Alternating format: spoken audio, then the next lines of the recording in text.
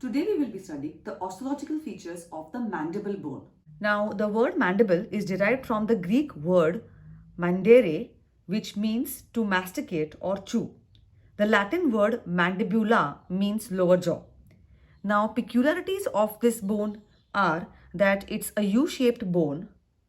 It's also called the lower facial skeleton. It is the largest and strongest bone of the face, and it forms skeleton of the lower jaw.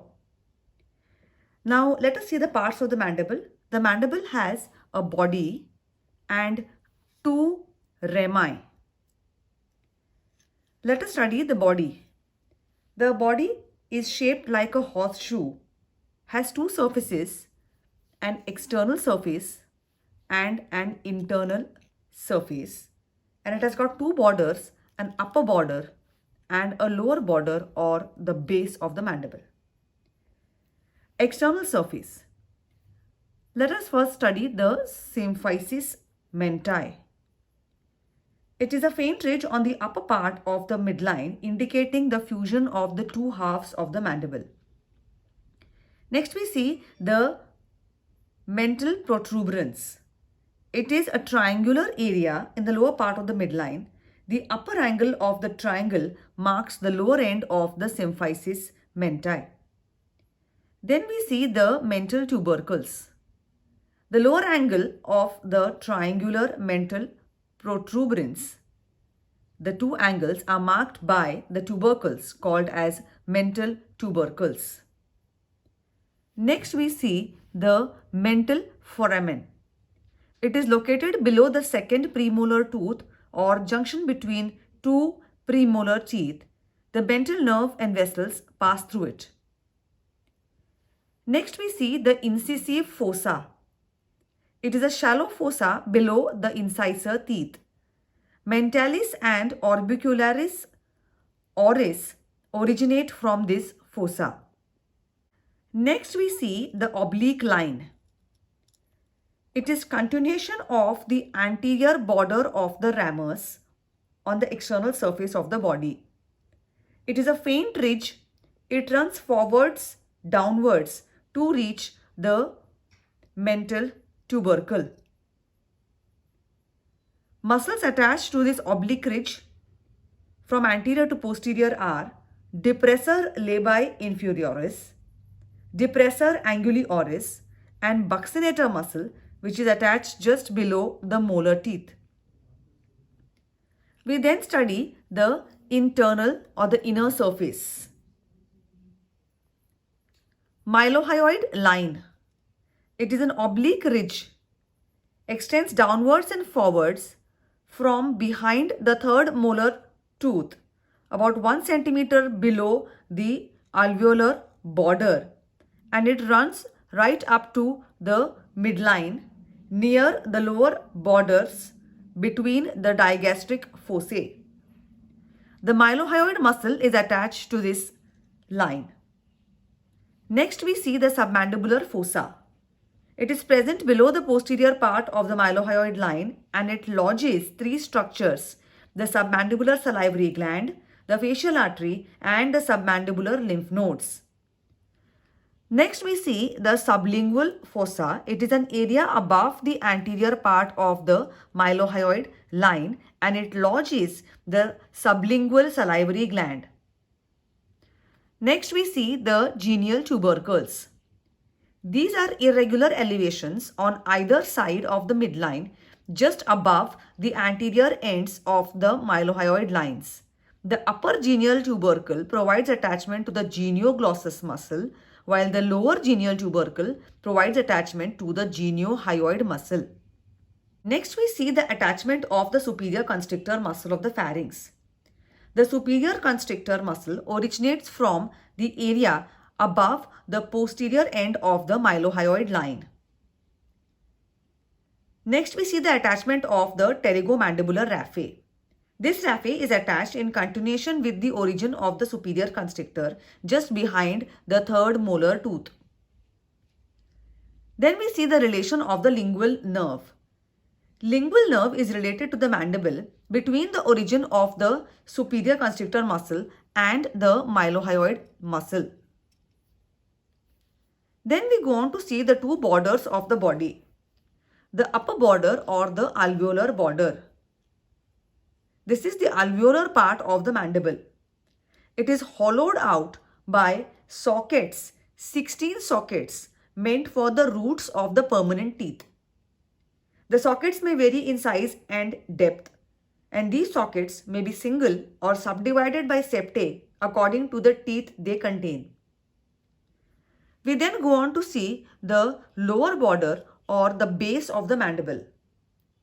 The digastric fossa is a depression on each side of the midline, and it receives attachment of the anterior belly of digastric muscle. The investing layer of deep cervical fascia is attached to the entire length of the base. The platysma is inserted to the lower border nearer to the outer surface. Next, we go on to study the ramus of the mandible. The ramus has two surfaces, lateral surface and medial surface, four borders, upper border, lower border, anterior border and posterior border, and two processes, the coronoid process and the condylar process. The lateral surface of the ramus. Herein, a small postero-superior area is related to the parotid gland. The remaining major area provides attachment to the masseter muscle. Next, we see the medial surface. The mandibular foramen and the mandibular canal. Mandibular foramen is located a little above the center of the medial surface. It leads into the mandibular canal, which curves downwards and forwards into the body to open onto the external surface at the mental foramen. The inferior alveolar nerve and vessels enter the mandibular canal through the mandibular foramen. Lingula. It's a tongue-shaped projection near the anterior margin of the mandibular foramen. The sphenomandibular ligament is attached to the lingula. Mylohyoid groove. It begins at the lower end of the mandibular foramen behind the lingula and continues downwards and forwards to reach the inner surface of the body. The mylohyoid nerve and vessels occupy the mylohyoid groove. The medial surface of the ramus between the mylohyoid groove and the angle of the mandible is marked by a number of ridges. This area is meant for attachment of the medial pterygoid muscle. The area in front of the mylohyoid groove, this area is related to the lingual nerve. We then study the borders of the ramus. The upper or the superior border, it is thin. It forms the mandibular notch or the incisurae. Masseteric nerve and vessels cross the mandibular notch. Lower border, it is backward continuation of the base of the mandible.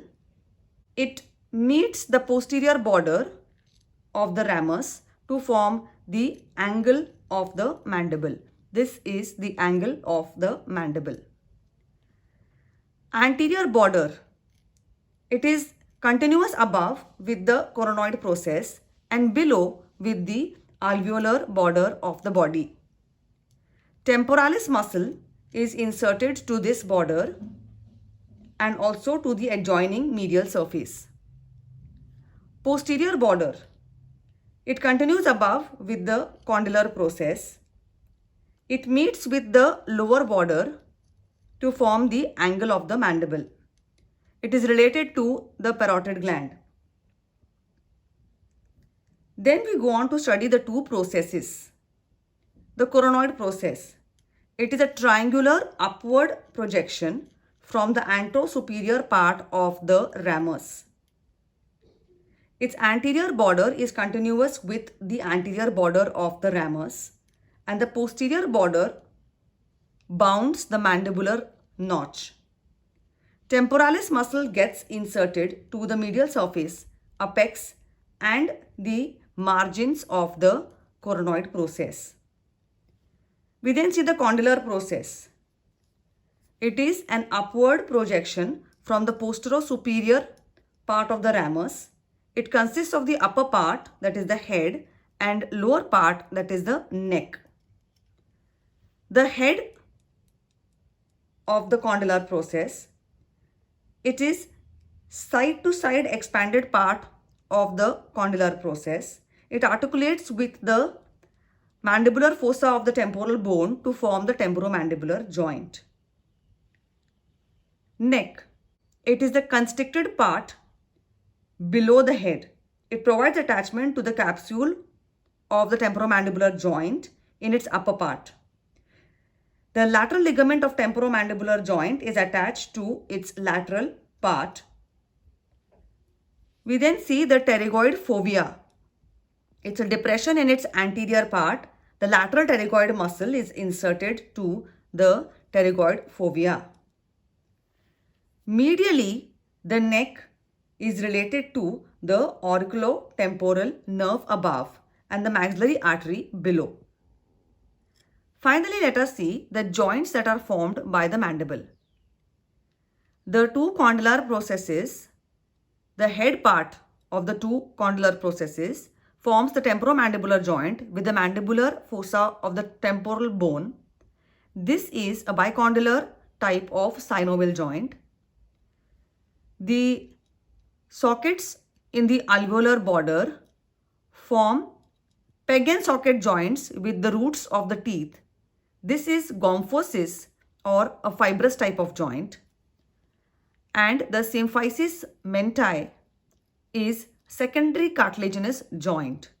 So mandible is the only single bone in the body to form all three types of joints: synovial, fibrous, and cartilaginous.